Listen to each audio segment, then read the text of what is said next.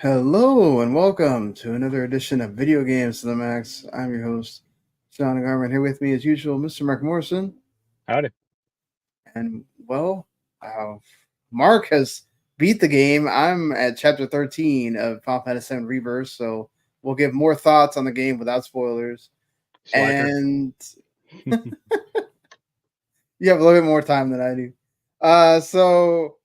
Yes, we'll talk about that. There's some PS5 Pro rumors that are going on.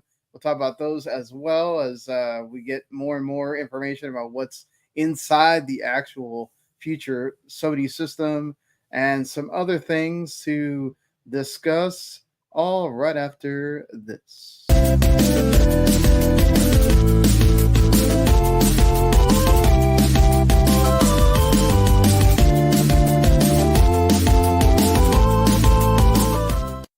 You are listening to Video Games to the Max. And all right, let's go ahead and get this quickly out of the way here. Housekeeping. We do appreciate y'all watching, listening, whether it's your first time or 100th time. Just want to know that I do apologize. I realized that while I was doing everything for the show, I did not post the audio version of the episode last week. So you'll get a double dose of the show. We did have Sis Scott on last week to give his thoughts on Final Fantasy VII Rebirth, and he did the whole show with us. So you can listen to that, a different perspective there. And we're looking to have more guests on in the future. But and with Mark getting towards the end and me getting towards the end and Randy already finishing the game, we are going to be having that Rebirth spoiler cast probably in a few weeks or so. Give more people time to finish the game too by then. So that being said, that's what to look forward to for right now. Make sure you go and subscribe. We usually do the show on Fridays around the 12:30ish time. We did it again today on Saturday. We're going to go back to the Fridays noonish time for this next week. And just letting y'all know that. So make sure that if you hit subscribe anytime we do the show, like right now, if you're not used to it being on this day, you already know you get the whole thing that advises you that it's out there. And anytime we another one of our guys does a show, whether it's the anime show, Otaku Cafe, or it's Rathership Broadcasting doing their thing, which basically anytime there's a big movie, they do the review of it. So definitely go subscribe to the channel so you can get everything we do. They have a Avatar: The Last Airbender, the Netflix show review out there. So they did the Dune Part 2 review as well. So definitely go check those out as well. And you can go listen on pods anywhere there's podcasts. The show comes out a little bit later on pods because I do try to edit the audio. And that's it. Just make sure you go wherever you listen to your podcast, go give us a review or however you want to let us know that you enjoy the show. We really appreciate that. So let's, without further ado, get on with this episode here, number 389. But getting close to that 400 mark. So you have finished Final Fantasy VII Rebirth. Yep. So now that you're like done with all the story and almost done with like pretty much everything, mostly I didn't do the side stuff. near the end I started skipping some of the side content just because I want to finish this damn game. Like I didn't do that pirate crap just because I already know that that is not that big a deal. You can't you can't finish it until like the next the hard mode. Well, you can go through so it's not really a spoiler. This is like one of those end game side quest things that doesn't really have story. Yeah, I just go to like 4 islands or dig up like 4 treasures. So like there's a part when you get to the Tiny Bronco and you're in Costa del Sol and you're gonna get to that point where you're gonna go to the Temple of Ancients. Red 13 finds a treasure chest that's like basically supposed to be one of these big side quests that you do at the end of the game You can actually technically beat the 4 enemies before you end the game, but like you said, you can't. Yeah, you can't track the actually, items. Yeah, you can't transmute any of the items until you actually beat the game. So it's the same thing with the Gilgamesh thing. With the proto relics, you can't. I can actually face him, I think, if I really wanted to. I thought you had to beat the. Not only did you have to beat all the summons, you have to beat the game. I thought. I beat the summons, Yeah. but it unlocked for me. Like, it's like you can go to the island now. You just Yeah, I know the entrance unlocks. Yeah, it even unlocked yeah. for me. I haven't been able to beat Odin, and it unlocked for me. But I can't actually, like, when you go to the entrance or whatever, it tells you can't or something like that. Yeah. So, yeah, it's So I mean, what do you think? I guess of the game as a whole. Now that you're done with it, you got to write that review. What do you give it as far as the score? I guess. I'm kind of I mean, I know what your score is going to be. I'm actually kind of leaning towards more like a 7 or 8. Okay. And I say that because I mean, it's a really good game, but it does a very poor job of respecting your time, I think. Like, I mean, it's a big open world game, so. Not really. I mean, yeah, it is, but all the quests are pretty much, cut and paste. Or, hey, go find the 6 intel reports, or go find, the 4 proto relic crap. A lot of the mini games are really bad. That fucking Gears and Gambits thing was terrible. And you're like, well, you like Final Fantasy 12, but it's like, yeah, that had an actual good system in it. You weren't playing some like weird reverse tower defense thing, Yeah. I did more of the side content than you did. Like, I did the chocobo racing. I did half of that, but I did everything. I only left the 2 chocobo related side quests. Those are the only 2 I did not do. There's one side quest I didn't do where you can get like a robot chocobo, which sounds kind of fun, but it's only for racing. You can't like use it during the main game. Yeah, and then there's a special side. If you do all the side quests, there's one side quest that unlocks. Yeah. Also, I did all Queen's Blood. I did all that too. Yeah. Let me ask you. So you completed it fully? Yes. Okay. Did you actually use that card they give you?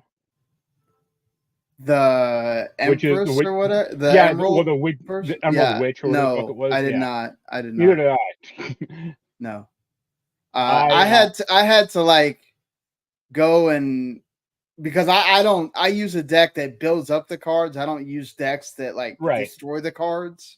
Yeah. And so, it makes sense for the theme of what this, character is. I don't want to spoil it because it's actually really cool. The whole storyline that they do with Queen's Blood is actually really cool. So I don't want to spoil that for people. But it's very very Yu-Gi-Oh! If you want to like relate it to something. And so it's very and smart and makes sense for that character, right? That the deck that character has is what it is, right? So I don't use a deck like that. I don't use cards like that. So I had to like find cards that all kind of made sense, and then I had to go complete that that carnival thing in Costa del Sol because Gina Talk is I told you, that's what I did too. I told you to do that just to get to also the character cards. I looked up a guide, and I didn't follow the guide exactly because I didn't want to I want to try it a few times myself. I just followed the guide to I had a weird glitch where I was like, you need these 2 cards. I think they were like monster cards, but it's like, oh, you get them in pack, one of the packs. And I was like, well, I've been buying all the packs, and I don't have this fucking card. Where is it? It was like card like 45 or something, and I'm like, where is it? Because it's like, oh, you get cards 43 through 47 through a card pack. I'm like, all right, cool. I've been buying all of them, so I should have it, but I don't. And like, I had to go to the guy's house, the card seller, and I looked through his menu, and he was like, "No, dude, you bought them all." And then once I got out of his menu, then it showed up, and I was like, "What?" Like, huh? Yeah, I forgot about him, honestly. And then I was like, oh, wait, yeah, he exists. And Right. I was like, I forgot that he has all the summon cards. Yeah. So Yeah, I needed one of those. I think I needed Alexander, which is fine. right, exactly, me too. But Even though I wound up not using him, I think. So. Right. So yeah, I beat that the Shadow Queen or whatever the hell her name is. Like, Yes. I wiped the floor with her, like my first run. Like I was like, I'll do this a few times on my own and then look up a guide on what to actually do. Right. But nope, I just did it myself. And it was like I busted out Natick and he destroyed her. I lost like 3 or 4 times, and then I was like, okay, I think I'm gonna have to build a deck that kind of does the same thing that right. The Shadow Queen does. Yeah. And yeah, then once I did that, I think I lost the first time, and the second time I won. And I won like really heavily, as you tend to do most of the time in that game. But I won like 25-12. yeah, something like that. Doesn't seem so powerful now, but so I don't know about your time. I have over 90 hours in that game. I have at least so there's parts of mine where I left it on because I was in the middle of something and I was trying to like do it at the same time as something else. So my clock is not right, but I know it's at least 110 hours or something like that. Okay. That's kind of what I mean by not respecting your time. Yeah. Because I would say you could get through the first remake in about 50 hours. But you can get it in less, probably. Yeah, I mean, if you just kind of mainline it. Yeah, but see, that's the thing. You can mainline this game, too. You don't have to do a lot of that stuff. Not really, though, because you still kind of do. Like, to get, like, materia you may need, or weapons, weapon skills, or summon skill. Well, but I mean, I've seen YouTube videos where people have beaten it in 30 hours. And they just mainlined it. I mean, my thing is, I agree with you that some of that stuff you should probably do if you don't, unless you're really, really good at the combat. And which I'm not. Like, that's a problem. Yeah. Like, I don't use those R1 skills at all. I forget I have them. Oh man, those R1 skills are freaking. They changed the game. They are amazing. I just followed a guide that showed you how to like really pump the hell out of Cloud. Yeah. So every time I use Cloud now, I have the fire and ice materia equipped to his weapon with the elemental materia like linked to it, and then I have the enemy skill materia linked to HP absorb.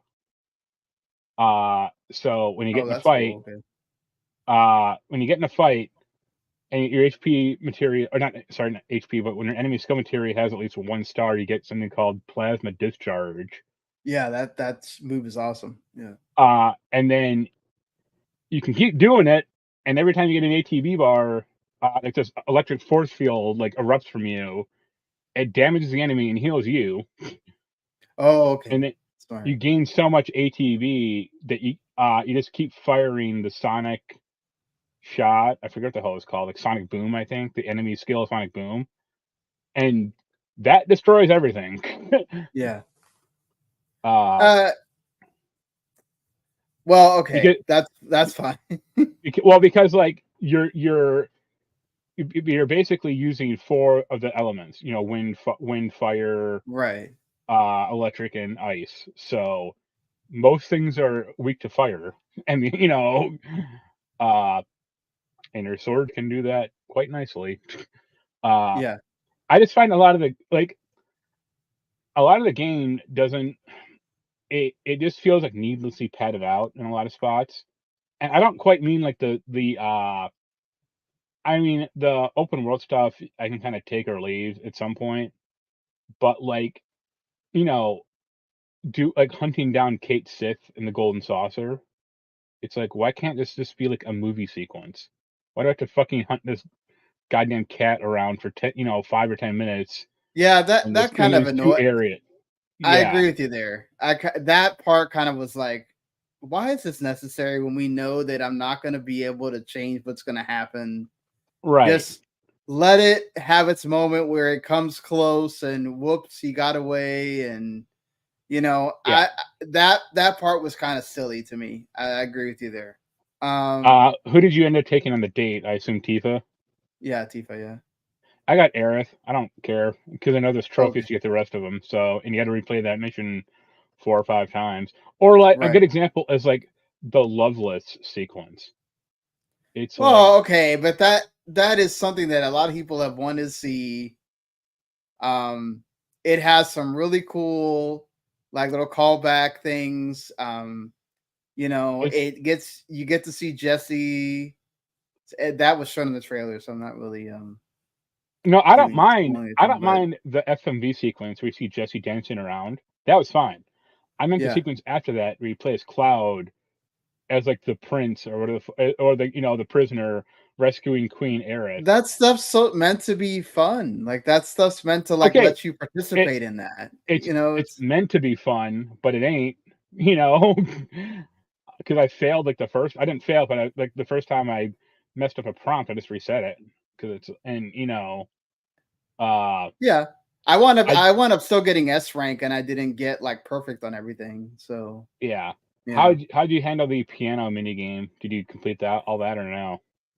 I played each song a couple of times. I didn't get like A on I got all of them I or got whatever. A's on everyone, all of them except for one, and then I kept having to like wail at that last one because it was like really hard. And I think like the right stick in my PS5 controller starting to drift a little. Oh, uh, but I don't know. I like it, but it just goes on and on and on, And uh, they got one more game that mhm. encompasses 2 discs. I mean, say what you want about disc 3 of Final Fantasy VII Yeah, I originally. was gonna say like That's this three nothing. is Yeah. not, you know. It's like 3 story events and then the end, pretty much. Yeah, Uh, basically. you haven't faced it yet, but like the end boss of this game, Sephiroth, that's a big spoiler there, I'm sure. He has like 9 or 10 different phases, and Right. it's like, come the fuck on. Can't it just be like 3? Like, you don't need to Well, keep. remake had like what, three Yeah, I phases think of so. Maybe 3 him or or 4. four? Yeah, Yeah. yeah, that's fine. Eh, I don't know. I haven't got to that part. I don't want to, spoil that for Yeah, people. I'm not gonna spoil it for you or anything, but yeah, when you get to that Yeah. part, you just go like, holy hell. I Randy hated the had fight. Randy Yeah, did the thing where you know how it tells you if you die, it tells you if you restart from the last battle before the battle, whatever. He picked the wrong one and it made him have to restart the whole thing, and he fun. was pissed for a Yeah. while. Yeah, Uh, this game has that issue too sometimes where it's like it tries to. I don't understand why some battles have a checkpoint and some don't, well, and some battles I'm like let you yeah, go to the menu like yeah, during the cutscene, and it's like, why can't if it's a multi-stage battle, why don't yeah, all of them do this? right, yeah. I I particularly hated the fight against Rufus in the Golden Saucer. Oh, also, I yeah. I I exceptionally hated that fight Well, because every time it's like, okay, you're supposed to hit him. I think you did it differently, but like the assess material is like hit him when he's reloading. It's like, okay, he only reloads when he's knocked my ass down. So right. it's like he has to like do 2 or 3 attacks and he starts reloading, and then you have like 2 seconds to attack him. It's like, great, I have a lot of time here. Yeah, I took because I kept attacking and he would just do that thing where he counters you or whatever, like Yeah, he did in remake. And so I think remake. I was like, yo, I'm just gonna have to. I was like, you know what? Let me try attacking when he attacks me. And I was Yeah, like, oh, this is the only time it actually works. And I got it whittled down, and eventually I won. But man, uh, or he's annoying. the other fight, really annoying fight, was against Roach. Oh, Not Roach, Roach. yeah. Roach. Yeah. Uh, No, I didn't have a thankfully, problem with that one, really. I did Yeah, because I couldn't hit him yeah, until like I think I died against him twice, and the third time I just cheesed the hell out of him. I just stayed way back and just was like firing that wind bolt constantly at him. yeah. So uh, Uh, I like it. I mean, I like the game a lot, but I have right. like no desire to platinum it because I know that's insane. You have to Oh like beat no, the game on yeah, hard mode and no. then do all this other crazy shit. Uh, Yeah, I just got like burned out on it, and well, I mean, to be fair, you were also playing it in like what 2.5 weeks. Most people are not going to play it like that. You know, you are. I mean, I am, okay, but it's different. 3 weeks. I'm enjoying it. It feels like a lot more than you are. It's not bothering me to do all this stuff. The only times it bothered me was when you get lost, like in Gungaga, where it's like the traversal is freaking annoying as hell. Yeah. Or even Cosmo Canyon, because you have to figure out which launch pad you have to go off of. And that I really just like Cosmo Canyon. Like the layout was just really infuriating. I mean, thankfully it had kind of fast travel, but it's like, why is this designed like this at all? You know? Yeah, it bothered me because, like, you know, in the other ones besides Gungaga and Cosmo Canyon, it feels like when you get the fast travel points, oh man, this is really helping me. I can just fast travel to this little thing right here, and I'm going to get right to where this icon is. And I'm going to get this thing in like in a couple of minutes. So it doesn't feel like it takes that long to do the world intel stuff. Right. So you can kind of do it as you go along. But man, when we get to Gungaga and Cosmo Canyon and you have these little contraptions that they make to. Yeah, they like force you to like, you know, either use these like big mushroom springs or like use these like dash pads. Yeah. To glide around, but they're not spread out well and they suck. So yeah, and then they have a bunch of them, like especially in Cosmo Canyon, they have them like really kind of smushed together a lot of times. So it's like you can literally take the one that's like right above the other one, and that one won't take you where you need to go. But then if you would have taken the one right below it, it would have taken you where you needed to go. And it's like, this seems really obtuse for no reason. So I agree with you there. Those two frustrated me. And it got to the point where I actually skipped doing the world intel stuff on those until we get to chapter 12. And that's when I went back and did them. Yeah. I did them all at the time because it's like, I have no desire to ever come back here. So I'm going to do them now. It's because, you know, that's it. I figured out that there's side quests that unlock once you get to chapter 12 again for all of those places. Right. So I said, well, what's the point? If I have to come back here anyway, what's the point of making myself be frustrated even more right now when I can just go do more story stuff, which I'm going to enjoy. And then I'll come back and mop this stuff up, you know? I think for that, the reason I did it all is also because it unlocked all the fast travel points. So if I do need to go back there for like side quest, I can better get around, hopefully. Yeah. Oh, what else? Oh, I actually kind of like Vincent in this game. But the best character, cool when you see him, yeah. But the best character is still Sid. Oh yeah, I mean, before we had the 16 Sid, he was the best Sid, hands down. So yeah, but I like his voice acting in this game. I kind of like that he looks kind of like a non-douchey Cloud. Like, well, he'd be an older Cloud, right? Yeah. And I kind of like his like mannerisms and personality. Yeah. And Kate Sith is pretty good too, actually. I do kind of hope they improved Kate Sith a lot. Like, I hated him in the original.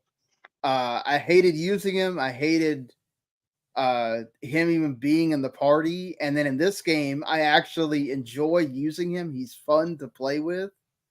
Well, every character has like their own little sequence where they're on their own doing shit. Right. Some of that is okay. Like, I like Barrett's quite a bit. And even Red 13's is okay. But some of it is just, you know, I like the idea of the Kate Sith part, but I thought it like went on for too long. I agree with you there.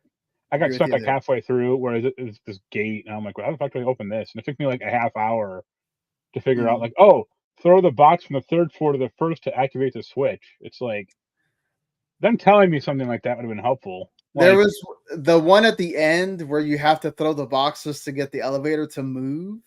Yeah. I'm just like, why? Why even have this in here? Like, that's kind of what I mean by like not respecting your time. Like, they give us like, you don't have to gate all this shit, or, you know, make this. It felt like they came up with these mechanics and they were like, okay, let's just put them in here as much as we can, and it's like it could have used a little bit more understanding that this is annoying to the player. But I didn't mind the elevator because at least it was a stationary object. You're just throwing boxes onto it.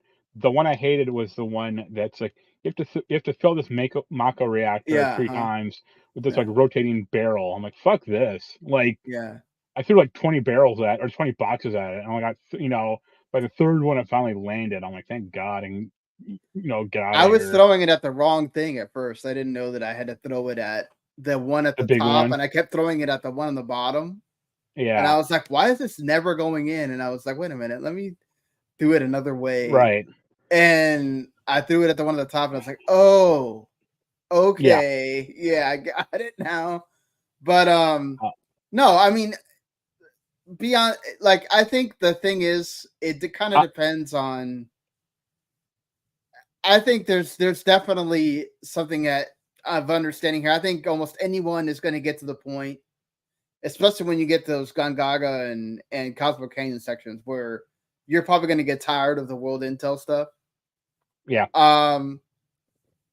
But that stuff's optional, right? You don't have to do that stuff. I would say, like you said, the Gambit thing, the Proto Relic stuff is actually really cool. And there's some really cool moments. Go ahead. It's like all lore stuff. Like lore, exactly. It's all lore. I would say like a lot of the intel stuff is kind of required, or not required, but more necessary than like the Proto Relic stuff. Like, the hunting on the summon materia, or just the like Mako Spring thing that you just get like resources from. Right. Which is fine. But the Proto Relic stuff, they're almost always tied to like some bad mini game. Except for the only one. No, like I said, they're always tied to some bad mini game. Except for it wasn't. It's not that it's bad. It's that they changed it from the one in intermission, and so it's not. You don't have as many choices. I think the Gongaga one is fine. Just because it's like training, that's like the battle simulator. Yeah, the battle simulator thing. Yeah. Yeah, I just blew through that like no problem. I forget I think Nibelheim had some dumb one also. But I can't remember which one the Nibelheim one is. Nibelheim. Yeah, I can't remember right now. I'm not gonna. Yeah. Or like hunting down. I got them all. Those 50 floating flowers in Nibelheim. Oh, you actually did that? Yeah. I got to the 30 that you have to do for right. That to me is the best chocobo, because I love the fact that it can shoot itself up in water, and then it also can jump. And the other chocobos apparently have some fear of jumping. I don't know why, but the Nibelheim one was the one where you have to follow around the. Oh yeah, that sucked.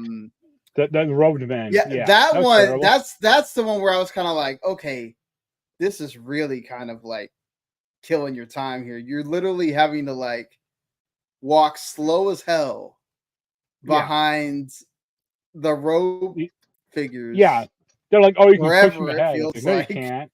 Yeah.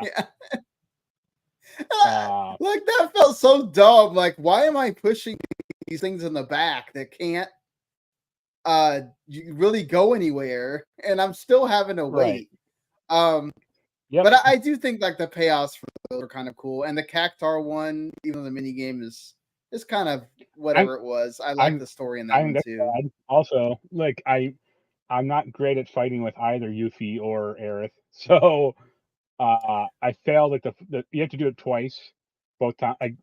Both. Yuffie, Aerith. I failed the second time with both of them until like I had to like look up a guide and like, oh, do these 2 moves over and over, and I didn't get an A+ on it, but I passed it enough, Yeah, that's what I was aiming for with those, was doing the passing, because I didn't even though I think there is a cool weapon in there that you get, but I didn't want to frustrate myself. Yeah, it's same thing with like the Gold Saucer mini games. Some of them have like these cool weapons, and I'm like, I'm not frustrating myself to I actually did to most do of those this. kind of fine. I don't have none of that is the Choco. Not I'm sorry, the Queen's Blood stuff. But I know, like I said, all the Chocobo races. The one thing with those, you can kind of cheat a little with the like the jumps, like going up the ramp, because they don't have. Like, it's not. You can cut corners pretty well on that thing. Yeah. uh, I did the boxing one, and I did the The bad. boxing one stumped me for a while because the Moogle kept like somehow coming back all the time. Yeah. You know what you can do is right before, like right when they're getting ready to punch, you can pause the game and see what they're doing, and you have Really? like a Okay. second to quickly I did not react to think it. about that at all. Yeah, it doesn't like block it out or anything. So it's like, oh, he's coming from the right up. So it's like, okay, right stick, right, or Right. like Yeah. I mean, it does take a little while just to get a hang on it. But yeah, I did all 5 of those. I think there might be a 6th one for the Sephiroth, but I haven't gotten to that. I didn't go back there yet. Yeah. Uh, and the Star Fox thing. I I don't didn't do like the it. bike one. The Star Fox thing is so terrible to me. Like But you hey, man, feel yeah. it's just like the gummy ship. Yeah. I don't know, but it feels even slower than the gummy ship to me. Yeah, But yeah, you know, I like the the game, but yeah. like I said, I just think a lot of it could have been trimmed down or made a lot more optional. Mhm. Yeah, I mean, I think all the side quests are done really well. The ones that are actual side quests, not the world intel stuff. You get to learn more about the characters, have interactions with them, and you get to have these fun little side stories with them. Like, Th- That's yeah, actually one thing. One other thing, I guess I would have actually rather had it be like Tales of Arise, like a Tales game, where every time you rest and you just have like an intermission with the characters, or you have a chat with them. That happens well, occasionally in the game. you have it a little bit. Yeah. Like it mainly just happens like when you hit a town and then everyone just goes out to explore. But it's Mhm. like I can't find like half the time I can't find the people, so it's like I could Yeah. spend 20 minutes trying to hunt down Barrett where the fuck he is, but or I can just kind of Right. get this going. Uh, and I won't spoil the ending. But it's weird. Well, We can do okay. that. We can It's do that on fine. spoiler It's cast. it is what it is. People have been saying whether they liked it or not or whatever when the reviews first came out. I Um I think I like it, but it's extremely derivative. Let's just say that. yeah, I mean, that's fine. I'll see what happens when we get there. But or when I get there at least. Right. Randy's like trying not to spoil it for me, but he wants to talk about it. So I'm like, okay, I'm trying to get there. I finally beat all the things I'm gonna beat. And Yeah. I just wound up looking up I like that story of the Chocobo Billy or whatever. So Yeah. I did want to see the story. I just was like, I'm not gonna keep frustrating myself with the Chocobo stuff here. So I looked up the You'll do cutscene. it and like it. God damn it. Yeah. Get a And Megaran then fan it on this like crap. and it's like it's one of the ones that like builds up Tifa, and I'm like, there's nothing. It like does nothing for that at all, other than the fact that it boosts your relationship or whatever. And I was like, I've already That, done the date. I don't care. I'm going. You know. that's kind of another thing is I wish there was like more of a uh status or like just like a bar to fill for like relationship status. Like, Well, they did it oh, with you the get smiley faces, right? Like that's what yeah, that that's is. bad. Like you can Yeah. always do that like a little, and it's not like a set. It's not. I wish it was just like, oh, your relationship with Barrett went from neutral to friend, to acquaintances to friendly to whatever, or it just had like that's like how WoW does it with like the Right. relationships of the I forget what they're called, but I or I think mean we should give them the benefit of the doubt with this. This is the first time they're really doing it. yeah, And they were trying to do something a little bit different than the original 7, but still kind of keep it sort of similar. So I'm not it just uh felt really nebulous to me because it's like, oh, your relationship has changed with you know Kate Sith or whatever. It's like, well, how did it change? Or like, what well is it better or worse? well yeah, And I mean if it well I get what you're saying. Yeah. Like you don't you're supposed to kind of be able to tell based off of the response they give you during the dialogue options. Yeah. And then, so at the end, because the fact that all of the smiley faces start looking the same, and I can't remember what I did or didn't, and I didn't want to like not do synergy skills with certain people because like number one, those abilities are cool, and then number two, it's like I need those because sometimes they split the party off and you have to use them. So it's not like I could really sit there and go, oh, wait, I'm just not going to do this with Cloud and Aerith because I don't want Aerith to get any more points. So I had to kind of be it's so funny because I had to be a total butthole with Cloud during the scene with Aerith in the Cosmo Canyon. And I'm just like, oh my God, this felt so weird to do because I would never say that. But it's like I had to do it because I was like, I don't know where we're at with the relationship system because like 5 people have the dark blue smiley face. That's what I mean. Yeah, like just having like a more concrete system, or like you can go into the party menu and see like how everyone actually feels, or have a number like, oh, you're 90 out of 100 with a deep relationship or something. It's like, okay, thanks. Like that's helpful. And the other thing I never quite figured out was the weapon level system. Yeah, like, the weapon levels. Does it just happen automatically, or is it like based on how much you fight, or what the fuck? It's based on how much you fight. Exactly. It's based on how much you fight. It never tells you like, oh, you gained 20 experience for your level or for the weapon or whatever. It's just like, no, you gained. It just tells you when you gain the level. Yeah.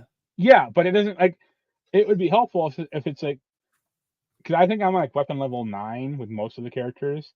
It's like, oh, you got to battle 200 more times to get to weapon level 10, like the ultimate, you're the max level or whatever. But it doesn't. So I'm just kind of like looking at this thing, going, man, shrugging, like, I don't know. Maybe. I did mostly, even though it kind of bums me out that I think Barrett is the only one I got to the end of the folio system. Oh, I got them all. Yeah. So, like level 9, or you don't like their last limit break. Yeah, I think I only did it with Barrett because everybody else I still have like probably about 10 or 15 SP that I need. Here's the thing you should do, honestly. I did this with Cloud by accident, but it actually did work out. Once you hit like the max folio, like level 8, I think, reset all the points for all the characters. And just plan it out how you want, If you want to go with synergies, go with that. If you want to go with the MP lists, like elemental attacks, go for that. Yeah. Or if you just want to race to the limit break, you can do that too. But do it, because who cares? Yeah.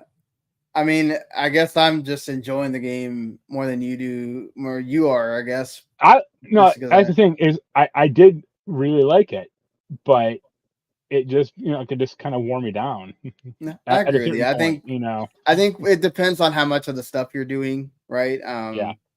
I think if you take Randy's route where you get to the point where you just go, screw it, I'm not doing any more of this stuff and I'm just going straight through to the story, I think, and you do enough of the world intel stuff because that world intel stuff never changes.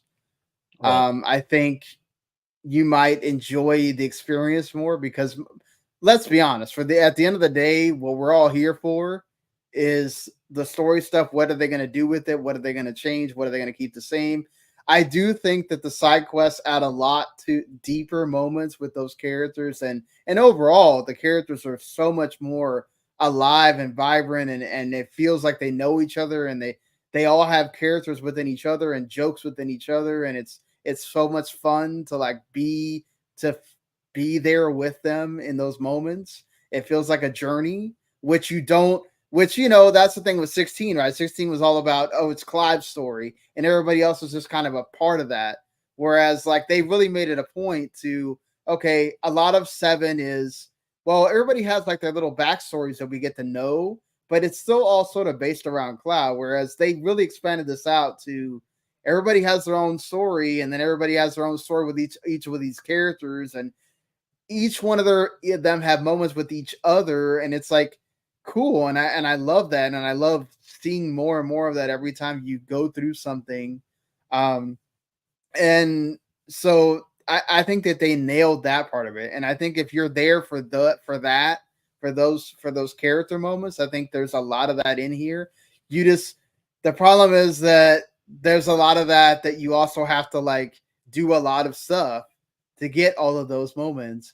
But when you do get it in the story, especially like I can't say enough the fact that the whole Tifa and Aerith being friends in this thing, and like how much they just even Tifa says it at certain points where she's like, Aerith and I are close, like we're friends, you know, and it's like, yeah, that's great. I think all of their like weird high fiving. I mean, they're supposed to be like 20 years old, aren't they? Yeah, but that's fine.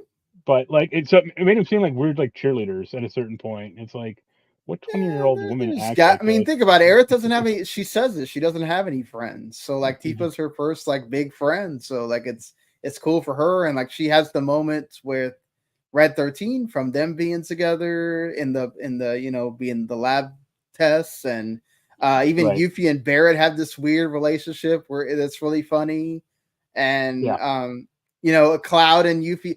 Also, Yuffie is just not only is she amazing in combat, Yuffie is expanded upon so much in this game. Like she has her own.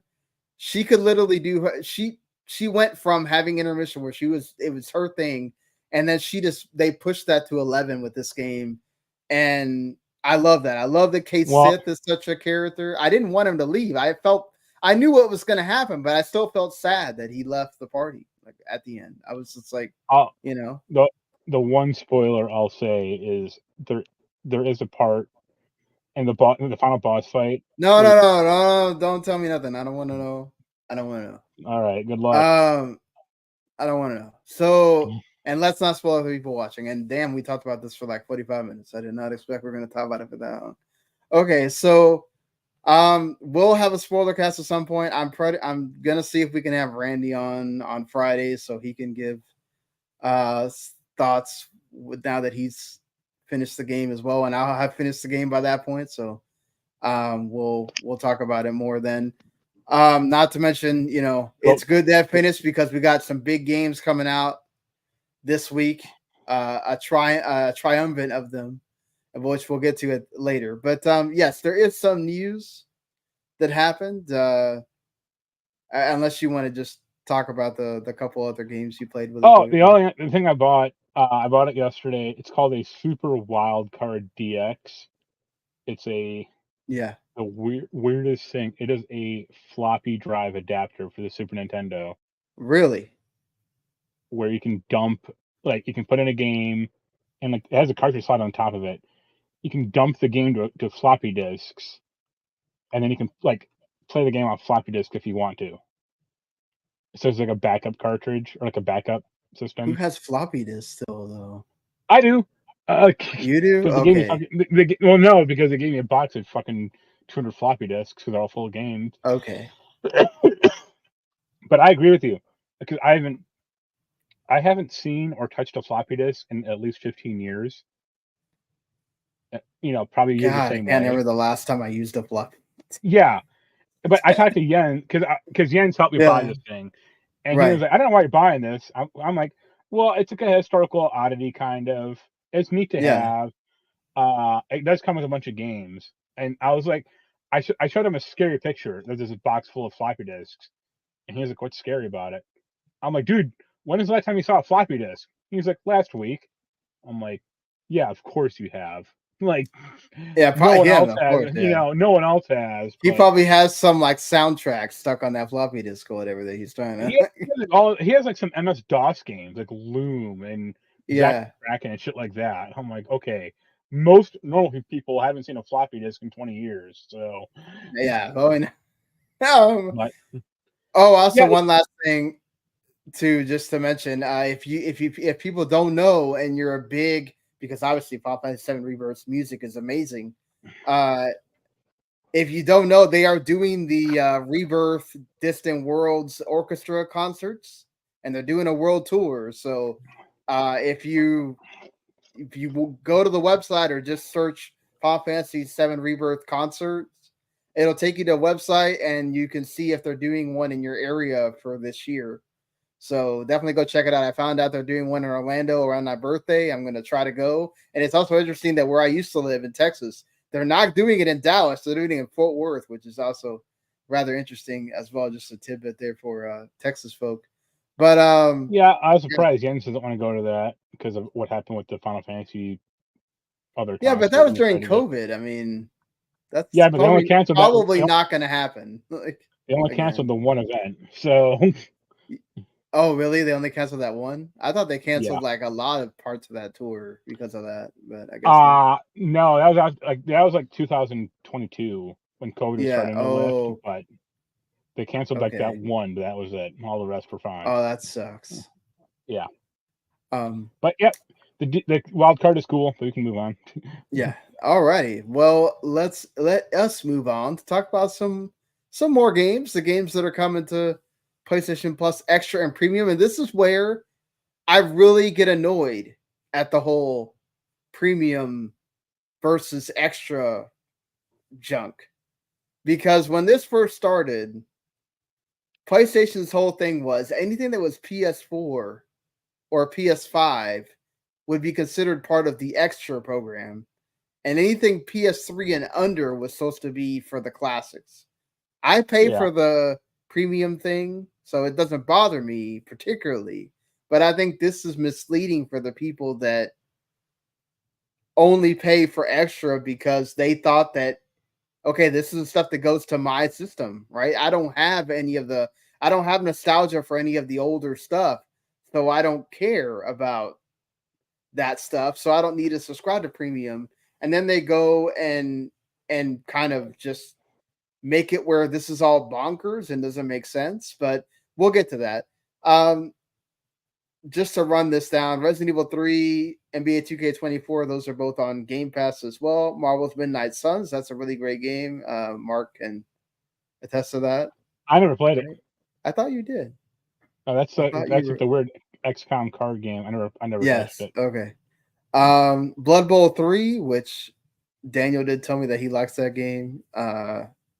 And Dragon Ball Z Kakarot, the PS5 version, the PS4 version was already on there. But obviously with what we talked about last week, the sad passing of Akira Toriyama, makes sense. Probably a lot more people are going to want to play that now, I'm sure. The Super Nintendo RPG is also there. And then when you get to PS Plus Premium, you get Jak and Daxter The Lost Frontier, which is a PS4, PS5 game. Cool Borders, God's Eater Burst, which I have that game. Phoenix Wright Ace Attorney Trilogy and JoJo's Bizarre Adventure All-Star Battle R are all locked behind the premium thing, and they're all PS4, PS5 games. Weird. Yeah. They see more. They see it as more of a premium because it's the PS5, hybrid version or whatever. So. Yeah, they are supposed to be doing more PS2 games at some point. They've made deals with the PSCX2 emulator folks. I guess we'll see how that goes, or how long it takes them to put it out there. Speaking of announcements, Mario Day happened within this last week, and we got the official announcement of Super Mario Brothers 2 movie. Yep.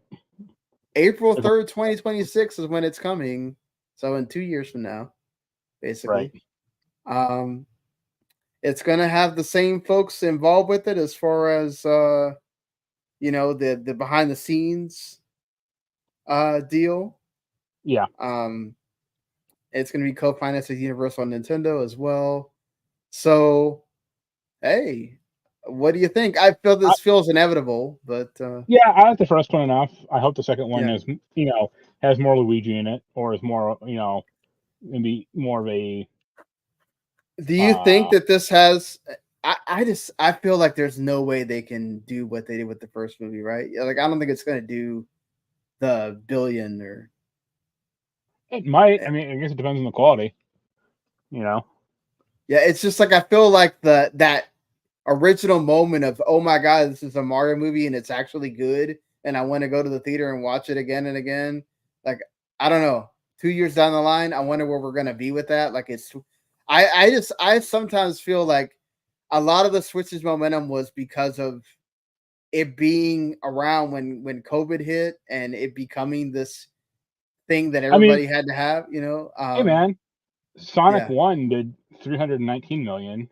Sonic Yeah. 2 did 400 million. Yeah. So I don't, Yeah, but going from 400 million to $1 billion, that's a lot. Like, that's not. No, I know that, but Yeah. like the sequel doesn't necessarily have to be like a decline in box office. It just depends on the Yeah. quality. Just look at Captain Marvel. I don't think we're gonna worry about a dip in quality. This is the same folks, and Miyamoto is involved still. If he made sure that first one is going to be amazing, I can't wait to see what we're going to do with the second one. And if it's going to lead to spin-offs, or are they going to tease something bigger? No, man, like, it's just going to be a 2-hour Mario Party movie. Oh God, I hope not. everyone had a big fucking board game. And Do you think they'll try to? Do you think they'll tease something like some kind of either Luigi's Mansion or Smash Brothers thing, or I think maybe a Donkey Kong thing. Yeah, There's okay. enough Donkey Donkey Kong Kong feels like, characters that you could theoretically do something with that character or franchise. Well, plus he was the next big addition to the parks, so it Right. kind of makes sense. And then they've tried to bring him back now with the game, and it's gonna be interesting to see how that sold, if that sold well or not. Right. They did give official announcements for the Luigi's Mansion 2 and Paper Mario Thousand Year Door remake. Thousand Year Door is going to come out May 23rd. And then Luigi's Mansion 2 HD is going to come out June 27th. So a month apart from each other. Yep. And right now you can go play three Game Boy Mario games. If you have the regular Switch Online, you don't have to have the expansion pack. The original Dr. Mario on Game Boy, Mario Golf, and Mario Tennis from Game Boy Color. So are those all the big hits? Dr. Mario was cool for its time. Dr. Mario is fine, but not the Game Boy version where you can barely see what's going on. No, for sure, definitely not. Yeah, Capcom had some announcements too, their highlights thing, but that was more of like showing gameplay and stuff like that. Well, it's more bragging about their sales figures also. Yeah, that too. Monster Hunter World selling well. Monster Hunter Stories 2 is now going to release on PlayStation 4 as well. That was a Switch exclusive at one point. And then, of course, we already know about Monster Hunter Stories 1 getting remastered and put on everything but Xbox, basically. So, right. Yeah, I mean, Monster Hunter World sold well, 25 million units. But they had announcement. Like you said, it wasn't really announcements. It was more about just kind of bragging about sales and showing off, which I don't blame them. Dragon's Dogma 2 is their big game. It's coming out this next week. So, props to them for getting everybody hyped, and let's see how the sales figures go against the one Nintendo, sort of like the one big Nintendo release that's left in this quarter for them, and then Rise of the Ronin, how that does. But we've talked a lot recently about layoffs and things like that. It's actually good to know that there's studios actually coming out of the shadows of this, and new AAA game studios at that. The Star Wars Jedi series director Stig Asmussen has made his own studio called Giant Skull. He said it's a AAA game studio dedicated to building gameplay-driven, story-immersed action-adventure games set in captivating worlds. And the studio's based in Los Angeles and will have remote workers. Okay. This sounds great. Hopefully he will get the funding to be able to do this stuff. Right. I feel like just announcing that you're going to be a AAA studio is just wonky because like how often does that happen versus like this, the success versus the failure rate, Well, especially right now where it feels like all we're hearing talk about is how it's a lot of people not getting funding, indies are having problems getting funding, AAA studios are having to cut back, like it's weird. It's weird to announce that, but like obviously you can announce something and it takes so long to get off the ground that who knows where we're at in 2 years. Maybe inflation has finally gone down and we're talking about better things. I don't know. I'm not going to hold my breath on that, but we'll see. You'd think that things have to come back up the more and more that we get out of this time frame that we're in, but we'll see how that goes. That's not the only AAA studio though. Veterans from id Software and Naughty Dog have also announced their own AAA studio called Empty Vessel. This was based in Austin, Texas, which there's some other studios running out of there. And this is fully remote actually, which is cool for all the folks involved. And you got Emmanuel Palisek. He's the CEO and game director, and you got general manager Garrett Young. They were involved with various things, including being at the Doom Studio, working for Disney. So you got some experience, folks, in there. This sounds interesting. I guess let's see if or when they ever actually do come out with a game announcement. But good to see, at least. Yep. We'll see if anything comes out of that as far as that goes. Sabre, go ahead. I was going to say we have more left to talk about later also, though. So sadly. Hey, but we talked about Sabre Interactive was getting sold from Embracer, and somebody finally escaped. Well, it's official. $247 million later, Sabre Interactive, along with I think some other studios, but Sabre Interactive involves 3D Realms, Slipgate Ironworks, and some other studios. I think they also are going to acquire Beacon Interactive is the folks that acquire them, and they're also going to try to acquire 4A Games, which make the Metro games. Awesome. Glad they're getting out of there. And then Zen Studios, the folks who make the pinball stuff. They're getting out of that too. So that could make the whole deal be that $500 million number that for $500 I'll pick them up. Exactly. Yeah. For the $500 million offer that we saw originally. And this thing, Sabre also owns the PR company, Sandbox. I forgot about that, honestly.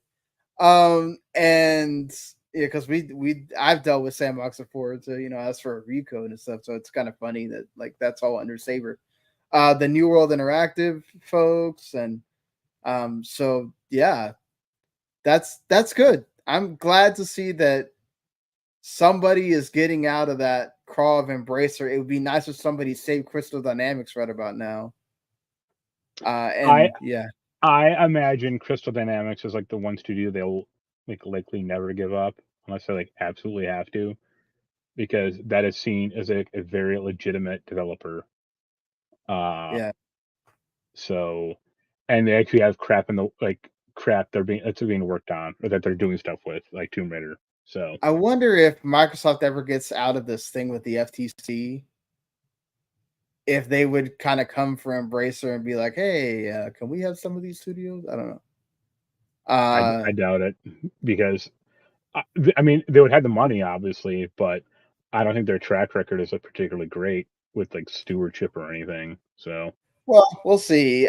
I think there's still a lot to be left on the table with that. I mean, look, they did have some games last year that came out from that Bethesda purchase. We'll have to see how that goes with Activision Blizzard, but that. I mean, most of that stuff with Activision Blizzard it's franchises that have already existed forever and ever and ever. So who knows? Right. When we finally get that like first one that had nothing to do with the old Activision, whenever that happens, 4 years on the line. Yeah. And again, like we talked about last week, they already, kind of a lot. They made a deal with Toys for Bob, and that was kind of one of the more like creative ones that I was excited to see what they were going to get to do.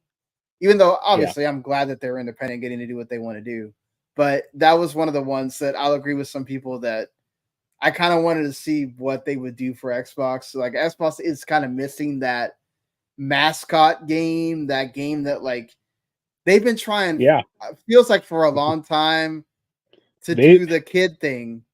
They've been trying since the original Xbox. Yeah, Blinks didn't work.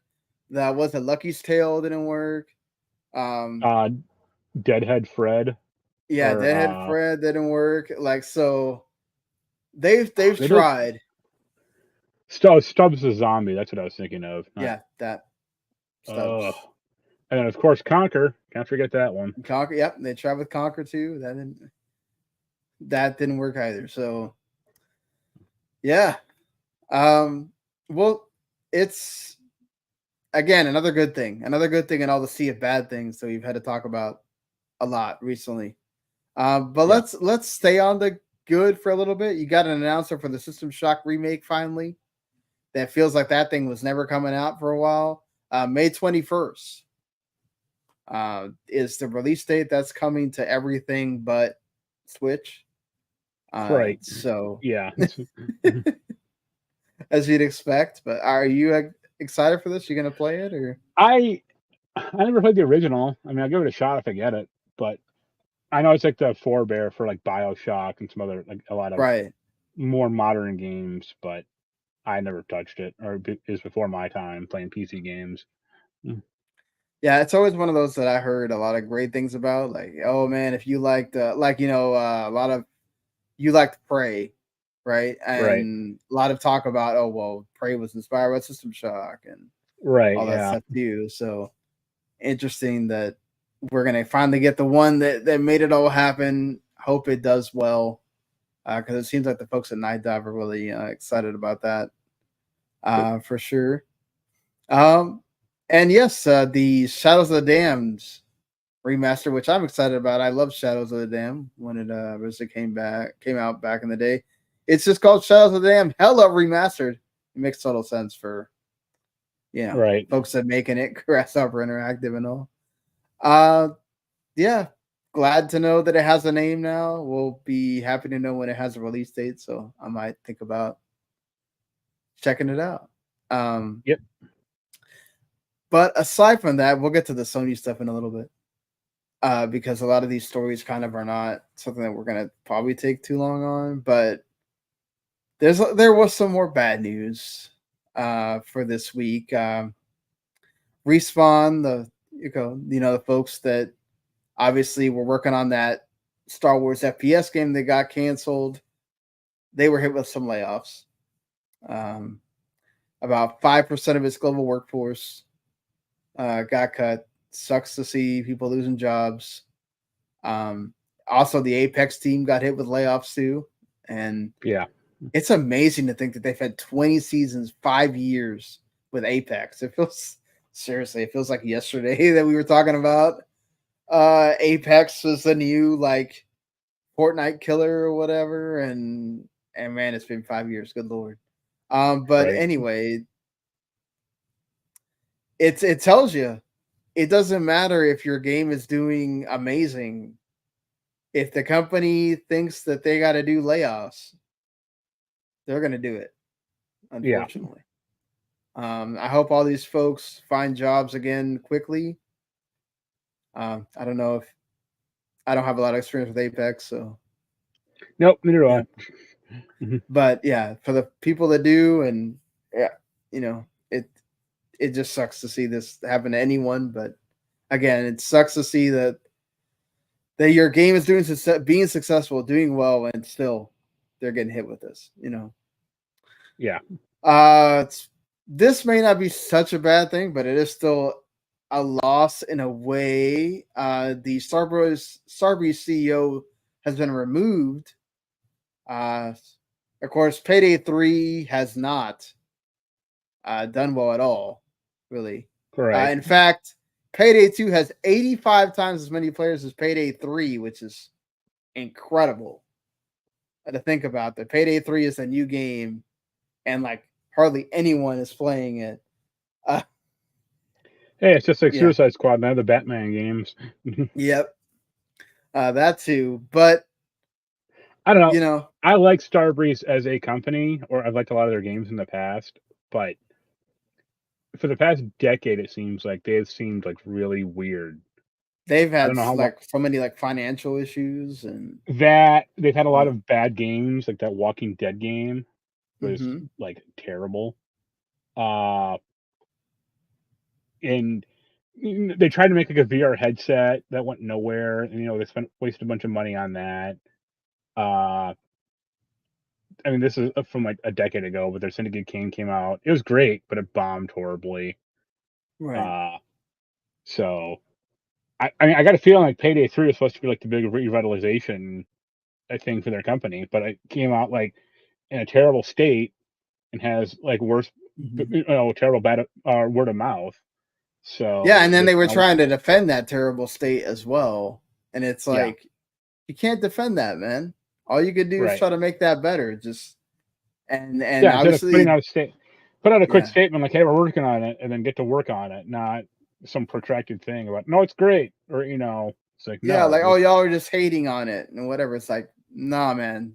Like literally, no one is really saying that they're having a good time with this game, and you couldn't even pay people to say good things about it. Like that's how bad this got to at this point. Like, when you only have 378 people playing in it at one point, and you still have 31,000 people playing Payday 2, that tells you everything you need to know about how this game was not well done and well made, and Tobias Sorgren had to pay for it. I'm sure he was part of the reason why they've gone in this strategy. And it feels like they took forever to get to this point of, oh, we need to get new leadership. Y'all probably should have done that like years ago. I don't know, but this guy actually just had appointed in like 2020. Yeah, or 2021. But still, I mean, like you can't lay it on him. But ultimately, I got a feeling he was probably like way up at the top, saying like, "We're gonna put this game out now." Essentially before it's done. And it's probably like a cash flow situation, right? Like you got to get some money in. Yeah. And he's like, well, yeah, exactly. Got to get this out now, or we're gonna lose it. We're not gonna gain anything on what we've done with this game. And then that's the problem. You put it out too quickly. You don't have enough resources to quickly try to solve the issues that it has, and here we are, where basically the game is gone. Yeah, unfortunately, and that's currently the state that Star Wars Battlefront Classic Collection finds itself in as well. It has launched to mostly negative reviews on Steam. It has a bunch of bugs and crashes and issues. Not great. Sucks because a lot of people were excited for these games. The thing with that one is it's pretty much a multiplayer only game. Yeah. And they launched the game with 3 servers that could hold about 200 players. And 10,000 people were trying to get into it. I mean, I get it that you weren't expecting a lot, maybe because you're saying, okay, this is a remaster of an old game or whatever, but it's like, it's like Star Wars, man. The thing with that is it's a remaster of a few old games, but they're very beloved. Right. So I would have done like an open beta maybe ahead of time and gone like, hey, what's our how's the how many people are interested in this thing, and then scale up or down from there, Right. So that's a bummer, and they're saying they're working on it, but who knows? Yeah, hopefully they can get in a better state. Not sure what they're going to have to actually do to get that going or whatnot, but it still sucks. Looking at the thing now. About 1,800 people are playing it. So I mean, I don't think you can expect it to be this big hit either. But no, I was just comparing it to like Payday 3. Yeah. Like you said, at least we were playing it Payday 3. Yeah. One last thing, Epic had some of their emails revealed out of that thing with Apple from years ago, and where Tim Sweeney apparently emailed Gabe Newell and Eric Johnson and was like, why are you telling the world that only the strong and powerful get special terms, while 30% for the little people? It's because Steam does offer like some. Yeah, they offer that. It's typically a 30-70 split, but then if your game is like really popular, it goes on like 80-20. If it sells like a million copies or whatever. And Gabe didn't respond, but I think the CFO did, or someone high up in Valve did. Yes. And it was like, "You mad, bro?" Tim Sweeney comes across like a huge bitch. Like he does. First of all, like, who the fuck is he to tell any other company, like, "Oh, you're charging too much"? It's like they don't own the PC platform. I mean, it's not like the iPhone or in Apple. Like, they, Epic made the Epic Game Store. It doesn't do well, but they made it. Like, Tim Sweeney can't be telling people how much they charge for stuff when they charge because how many freaking bucks for V-Bucks and got people buying like, shit if you don't want to charge anything, why don't you just make Fortnite all the way free? Yeah, like, come on, man. Like, don't go telling people what to charge for stuff. Now, listen, the thing with Apple is a whole different deal. Apple is trying to purposely destroy any other thing on their platform. That's different than Valve deciding to charge 30 and you're charging you're giving 88% away to developers because number one, you make the engine so you could do that, and then number two, you're trying to get people onto your store, so you got to give them an incentive, right? Steam is king. They don't need to do that. Yeah, the thing with Steam is they aren't a legal monopoly. They're the de facto monopoly, though.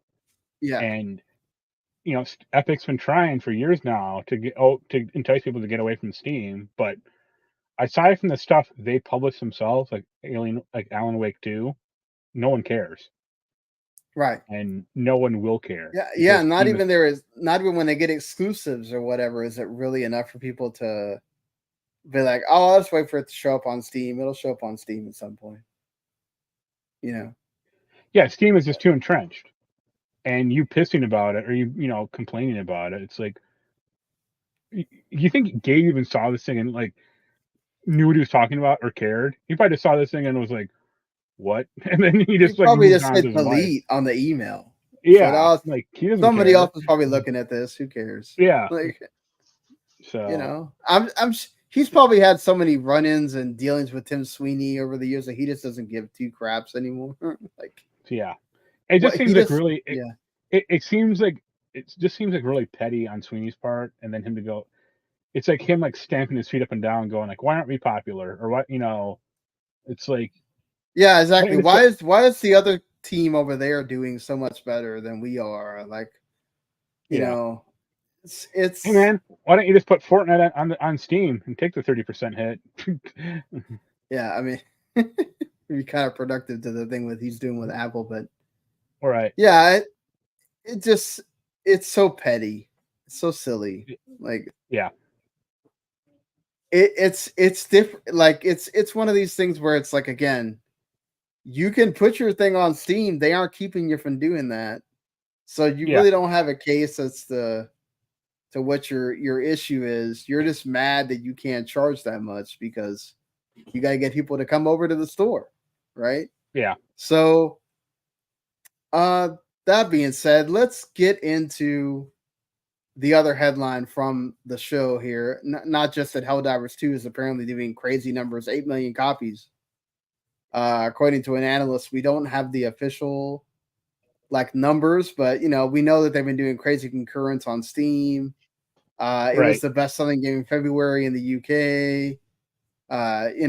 It sold well, obviously, for the month of February in all the other regions. So, I mean, there are 340,000 people playing it right now. Yeah, that's a lot for damn near midnight. It's great. It's just crazy how this game is taken off, right? Yeah. It didn't hit Pal World numbers, but no, I don't think it will. Like, it's not that type of epic game. Pardon the pun, or like it doesn't have that type of scope. But I'm sure they're happy with their sales figures. So, oh yeah, from being an indie that probably didn't get it. Well, it didn't get that much funding from Sony, if you know, and it's shown by the fact that how much work they have to do with the servers and all that stuff, and you know, Sony was not expecting this. They weren't expecting it. So all the people being on there playing the game and enjoying it, that's got to be a plus for them, and that's awesome to see. I'm glad to see that Helldivers 2 is doing well. Yep. That's really positive. But you know, it may help both Final Fantasy VII Rebirth and Helldivers 2. If you know, you'll have that PS5 Pro out there, because especially for Final Fantasy VII Rebirth, a lot of talk about the performance mode not looking great, blurry textures, all this stuff, pop in, all these kind of things. Well, you would think the PS5 Pro will fix that, right? With all of the things that have been talked about it. So again, caveat, rumor. Please do not say that we are saying that this is what's going to be in it. This is a rumor from. This is like when Nate the Hate talks about things. This is the same guy, Moore's Law is Dead, who's been wrong about things in the past as well. Should note that. Apparently, he is talking about that, according to alleged documents, the PS5 Pro has a code named Trinity. It's going to be a very big improvement over the PS5. The PS5 Pro renders performance 45% faster than the base console, with ray tracing speeds being 2 to 4 times faster. It also comes with a custom machine learning architecture for something called PlayStation Spectral Super Resolution, or basically their version of DLSS, which we've talked about before them possibly having. So this is not the first time we've heard about that. And according to documentation that he has seen, apparently, this is an in-house upscaler that they have made, and it's going to replace the anti-aliasing and all that stuff that's in the AMD that's in the PS5, and it will make it possible to eventually will reach that 8K mark that they put on the sticker of the PS5. So yeah, it looks like the PS5 Pro is going to be a big improvement over the PS5. Do you think this is actually going to be in there though? No. Yeah. I don't necessarily say screw and call it the PS6, but I think it's. I mean, it's possible it could be in there, but will the developers take advantage of it? Will it really make a difference? That's the thing that, like, okay, I personally finally have a TV that could take advantage of something like that. It's kind of enticing to me. I mean, okay, do you have an 8K TV or just 4K? I don't have an 8K TV, but the 4K OLED that I have would definitely look. Yeah, that's the thing. I'm looking at like Best Buy right now. The cheapest 8K TV is $1,500. Well, okay, but they're not saying it's going to do 8K. They're saying that the DLSS could make it to where you could see the thing doing 8K at some point, which I still don't think I don't think they're going to target that even for the PS6. Here's the problem: is it's all like just fantasy, or it's all just like pure numbers that doesn't actually match. Like, I think Final Fantasy VII does have some technical issues. I don't think it's the PlayStation 5's fault. I think it's like the Unreal Engine's fault. You we got to remember that they're doing Unreal Engine 4. They're not doing Unreal Engine 5. They're still running the PS4 version of it. You still see like the Unreal Engine pop in occasionally, where it's like a really low detailed model, or like low detailed like background, and it kind of pops in with the detail all of a sudden. Even the faces of the characters, like when it's kind of like farish away, you kind of see this like weird shadow look to them, or it's honestly, I don't care, because I would rather have a better playing game that looks bad than a great looking game that plays badly. I think people are like way too obsessed with like graphics. Like, a game looking good is one thing, but like if it has DLSS or MSAA or ray tracing or all this other stupid gimmicky bullshit, it's like, how does this impact the game? Which is none of it does. Right. I mean, it does help that they have that in there so that you don't have to do this like rendering all a bunch of this stuff natively, and it saves them money, which that's the part, right? Of like, okay, we're gonna let AI do a lot of this stuff so that we can save money and not have to do this ourselves, and then therefore you're lowering the budget of the game, but you're still having it look nice and all of that stuff, But which don't is worry, even if you lower the budget of the game, it'll still cost the same to the consumer. So, well, yeah, but they could also Mhm. charge more for the game if they wanted to, and then we're all screwed if they start charging $80, $90 base for stuff. So No, they aren't, because I don't think most people would probably wouldn't buy it. Like I see all these stupid Facebook memes about how GTA 6 is going to cost $100 or two, 150 or something. It's like if they try man, that, if there's good one luck. game that could do it and people will buy it because it's the one game they're gonna play for a whole generation, they could do it. No, Rockstar could because get away with it. they technically could try, but the problem is like when the PS6 comes out, they're going to port over GTA 6 to that thing also. So Right? And it could still cost $100 when you buy the PS6. no, It's I don't. like, I mean, no, because it can't be like the game of the generation then, because it's like, oh, it's already 5 years old or whatever. yeah, but I mean, didn't they do that with the PS3? They put it over to the PS4 and then PS5 also, and it was Yeah, but still I don't think it was a full priced game. maybe not by the time it hits the PS5. By the time it hits the PS5, probably not. But like, Right. it came in really early in the PS4's and Xbox One cycle, so I think that's a little Yeah. bit different, but I don't know. still, I just think that like the market won't allow for that. You know, GTA mm, okay, even if it did, like let's say GTA 6 is like a weird outlier, they're not gonna. That'll be it. I mean, people aren't gonna pay $100 for like Call of Duty, as at least as a standard I think price. they kind of do with the deluxe edition, whatever Again, thing that, yeah, as a standard yeah, price though. Like you have to wonder how many people are buying, the deluxe edition versus the regular edition. It's right. probably in the millions. That's the problem with these like once a generation or once a year games. There's so many people that's the only game that they play or care about that it's such an Yeah, outlier. I don't know if you So, saw Sean Comer's update a few weeks ago. He's like, "Oh, I bought MLB The Show 24 and mhm. WWE 24 or 2K 24, and that's it for my game buying for the rest of my year." And I'm like, "What?" Like, you just bought Yeah, the same crap that came out last year. I mean, you could right. have Yeah, saved exactly. $50 and just bought those games.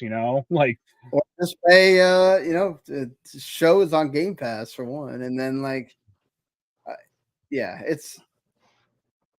it is. That's the I mean, people, man. That's seasonal game or like yearly games is kind of one thing that's always been kind of a scam, unless they like unless they're going from like PS4 to PS5, where it's like theoretically a huge bump up, but it never is. right. But like you know, if it's a game coming out like every 5 years, that might be more acceptable to an extent, but it all depends on the quality of the game. Yeah, no, definitely. It obviously that is the biggest point, right? Of like Yeah, GTA 6 is this monster that everybody's waiting for to come out because it's going to galvanize the entire industry. right. And they could technically, if they wanted to, charge whatever they want. People will buy that thing because it is GTA 6. The thing that I worry about, which is what a lot of people bring up when they talk about this, is it will not be an outlier. If a lot of people still buy this game at the amount of that you think that a GTA 6 should sell, it is going to raise that profile of a lot of publishers, and they're going to go, you know what? We could start charging $80 for these But games if we want to, who's right? gonna Like, pay $80 for Destroy All Humans 3? oh, not Or, that, you not know, that, but mhm. Resident Evil 9, Capcom could technically charge $80 for it if they want to, right? Whatever the next Call of Duty would definitely do it. You know, I don't think Nintendo would because they finally did a $70 game not too long ago with Tears of the Kingdom. But Yeah. I can see it for some games. 2K could do it for 2K24 if they want to, and people would probably still buy it. You know, so it's just one of those things where I hate to see it, but it could definitely happen. And the thing with the PS5 Pro is, look, I agree with you, Mark. I think people do pay attention to that stuff too much, but I mean, I think that's also the prevalency of this is what it was supposed to. The PS5 was supposed to offer you 4K 60, right? That was the promise. The Series X and PS5 were supposed to do 4K 60. All the games were going to be like that. And then turns out that they're not, right? This is why you had the performance mode and the quality mode. And people are kind of always looking for that next, like, why am I going to buy a Pro? What's the whole point of having the Pro? I don't think we really need the Pro, honestly. Hey, for people like that, I tell them, hey, go buy a fucking PC. You know, quit your bitching, and you got. I mean, but like you said the other day, to buy one component, you can basically buy the PS5 Pro almost. Yeah. So, but also you're going to trade off, you know, occasional frame rate dips or performance issues with the PS5 or Xbox Series X with, you know, the steadfast knowledge you can always hit 60 frames per second with buying a $3,000 PC. So it's like, I'd rather have the PS5. But you could buy, even if they sell the PS5 Pro, let's say it's $600. Right. There always be people complaining, like, oh, this one rock doesn't look great. Yeah. You know. That's the thing I don't understand. Like, why are we caring about like whether these rocks look good in Rebirth or whatever? Like, why don't we like play the damn game? Like, why are we so worried about? I mean, that's what I'm saying. Yeah, but yeah, no, the PS5 Pro, it's interesting. We'll see if it actually does the things that it says they're going to do. That's the thing that always happens with these console rumors. You got to really take them as rumors because there's always this whole thing of, oh, the console's going to do this and the console's going to do that. And then it comes out and it can't do half the things that it says it's going to do. Right. Because you know, I think just take all that stuff with a grain of salt. If you want to get the PS5 Pro, I'm sure you already have it in your mind. You're already thinking about when it's going to come out and you're already going to pre-order it or whatever. It's going to do probably just like the PS4 Pro. There's going to be a lot of people that are going to want it, that want to do the upgrade, that have the TV to make it work. And if you don't, you still stick with your PS5 and you're going to play your games until you get the actual PS6. Let's see what happens. Yeah. But yeah, I mean, I'm sure we'll get more rumors for the PS5 Pro because that it's not, we're nowhere near we're still at the beginning of 2024. So there will be a lot more stuff said about this than when it's all over. Anything else you want to talk about here before we? No, still watching the Halo show. It's gonna season finale is next week, I think. Yeah, as soon as I finish Rebirth, I'm gonna get back into seeing if I can catch up on that for sure. I think the biggest problem with that show is it tries to cram like 7 or 8 different plot lines, and the show's not. Most of those characters you don't care about. That's not good. And I mean, the first season had that problem also, and I think that like the Mandalorian has really shown that you can have like an expressive and emotive character even when wearing a mask.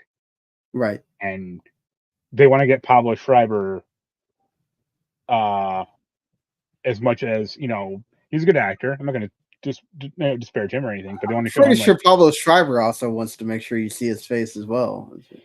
Yeah, but also like it's just like a weird thing because I'm watching the second season and he's in the armor less than the first season.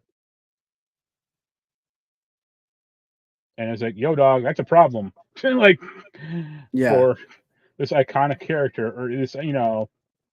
So, I still like it, but it's just kind of an interesting conundrum they have. But yeah, for sure. Yeah, so looking at the game, this is the week. This is the release week for the big games of March. It is coming fast for you here. Also for the PlayStation folks, if you have not played Hi-Fi Rush, you'll be able to play that on PS5 on Monday. So definitely go check that out. Alone in the Dark comes out on the 20th. I know there's folks that are excited about that. I kind of kept getting delayed. Yeah. Wow. Wait, well, but it's been getting delayed, but right. That's what yeah. Yep, March 20th. Well, yeah, I'm sure it's hopefully it's good, man. I hate I've always had kind of a negative opinion on that franchise. I guess the first few might have been passable, but it's always just been such like a D tier game to me, or franchise. Fair enough. Like the Dreamcast one or the Xbox one didn't exactly help matters. Speaking of Xbox, they're finally getting Final Fantasy XIV. You can play the open beta right now, but it officially comes out on Xbox on March 21st. And then you can also get that like launch edition deal or whatever that they have for like a month with Game Pass. So make sure you go get that. On the same day, Horizon Forbidden West Complete Edition comes to PC. So you folks that have been waiting for that Horizon 2, you can get that on PC this week as well. Yeah. Did you see? I don't know how much on Twitter did, but did you see the big Final Fantasy XIV Xbox contest? They're giving away this like really tricked out looking Xbox. That's like I think Final that's Fantasy a concept art. I don't know if that's actually no. They've shown pictures of it. Like okay, it's like blue and has all this like crap around it. Looks really cool. The control. I want the controller. Until you read the fine print, awesome. And it says this is not a functional console. It's an art piece. Exactly. Like, great. Yep. Then we get the three big releases that people have been waiting on for this month. Dragon's Dogma 2 comes out this week on the 22nd. I know a lot of people are waiting for that Friday to hit to play that game. Princess Peach Showtime, which does have a demo out on Switch, you can go check out. That also comes out the same day. And also the same day, Rise of the Ronin, which a lot of people are complaining about the graphics for this one. To that, I say, you guys do not play enough games. Team Ninja's games, ever since the Xbox 360 and PlayStation 3 era, have not been graphical powerhouses, folks. It's always about like fluidity and exactly. They don't FPS, care about the fidelity, games looking amazing. Right. Y'all should know better. Stop complaining. Man. Yeah. Just stop it. I guess it's next week or the week after, rather. But that South Park Snow Day is finally coming out. Yeah. Yeah, South Park Snow Day. There's some good stuff coming out that week too, actually. And then also Legacy of Legend, Legend Legacy HD Remastered. I wanted to give that a shout out to. Comes out the 22nd as well. So yeah, a lot of stuff for you folks on the 22nd. I don't know if I'm going to get Dragon's Dogma 2 yet or not. I'm thinking about it, but I don't know if I'm going to shell out for both Princess Peach and Dragon's Dogma. So I got to think about it. I literally have not turned on my Switch at all this year. So if I do get Princess Peach, that'd be the first time I've really turned it on to play a game. Yeah. Also, that I'm surprised you haven't mentioned it. That sequel to the Ender Lilies game comes out in early access. The first one, so yeah. You kind of liked it, I think it was, but it wasn't. I got just too frustrating later on, so I'm like, all right, I guess. Also, want to give a shout out that the Grandia HD collection is coming to PS4 and Xbox One. Those games are great RPGs. People should go check them out.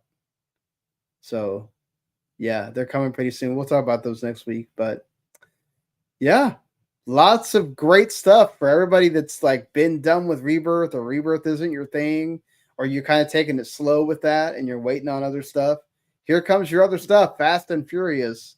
So we'll see if we have something new to finally talk about for this next week. Right. But all right. I think that's it for this week's edition. We'll be back on the Friday normal time this next week.